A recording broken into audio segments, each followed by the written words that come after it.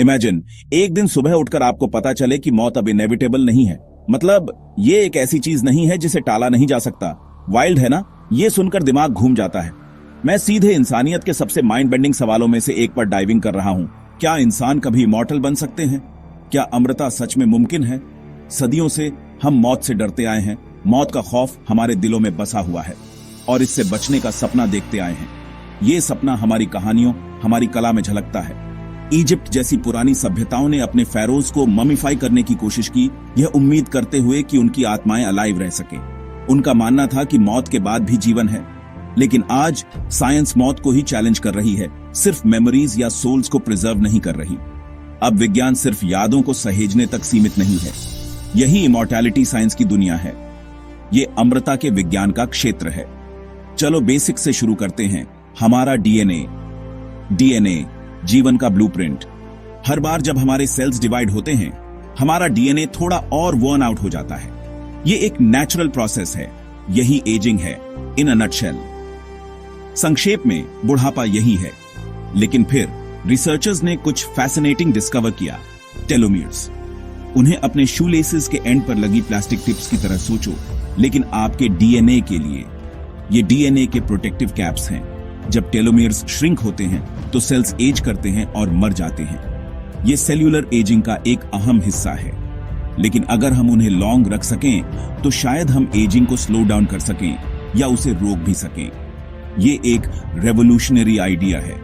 ये देखो, 2019 में साइंटिस्ट ने लैब में ह्यूमन सेल्स की लाइफ स्पैन को 40% तक एक्सटेंड करने में मैनेज किया, सिर्फ उन टेलोमियर्स को ट्वीक करके।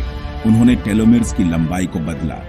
यह पहला रियल साइन था कि एजिंग शायद वन वे स्ट्रीट नहीं है, मतलब इसे बदला जा सकता है। अब फ्यूचरिस्टिक सोचो, भविष्य के बारे में कल्पना करो। क्या होगा अगर आप अपने माइंड को एक कंप्यूटर में अपलोड कर सकें?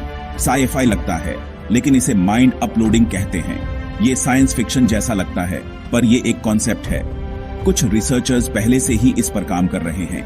वे दिमाग को डिजिटल फॉर्म में बदलने की कोशिश कर रहे हैं। वे प्रिडिक्ट करते हैं 2045 तक हम एक ह्यूमन ब्रेन को डिजिटली कॉपी कर पाएंगे। ये एक बहुत बड़ी अचीवमेंट होगी। इमेजिन आपके थॉट्स, आपकी मेमोरीज, आपकी पर्सनालिटी एक मशीन में अलाइव रहे। आपके बॉडी के चले जाने के बाद भी आपकी चेतना हमेशा जीवित रहे। लेकिन क्या होगा अगर आप इन टेक्नोलॉजीज के रेडी होने से पहले मर जाते हैं? Enter cryonics. अब क्रायोनिक्स की बात करते हैं। ये वह है जहां लोग अपने बॉडीज को मौत के तुरंत बाद फ्रीज करवाने के लिए पे करते हैं, लिक्विड नाइट्रोजन में प्रिजर्व करके।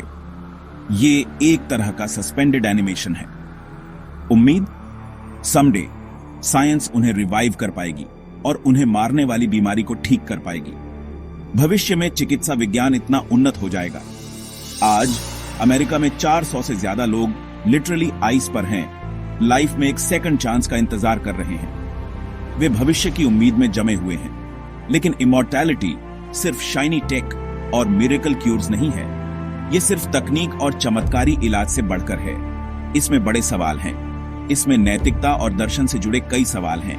अगर सिर्फ रिच लोग ही इसे अफोर्ड कर सकते हैं तो क्या ये फेयर है? क्या ये न्याय संगत होगा? अगर कोई नहीं मरता तो क्या दुनिया ओवरक्राउडेड हो जाएगी? क्या पृथ्वी पर जगह कम पड़ जाएगी? क्या हम इंसान होने का कुछ एसेंशियल खो देते हैं अगर हम कभी एंड का सामना नहीं करते? क्या अंत का डर ही हमें बेहतर इंसान बनाता है?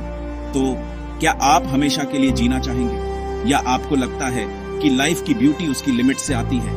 क्या सीमित जीवन ही इसे खास बनाता है? मुझे नीचे कमेंट्स में बताओ। लाइक करो, सब्सक्राइब करो, और मैं तुम्हें अगली बार और इनक्रेडिबल साइंस मिस्ट्रीज के साथ मिलूंगा। देखने के लिए थैंक्स।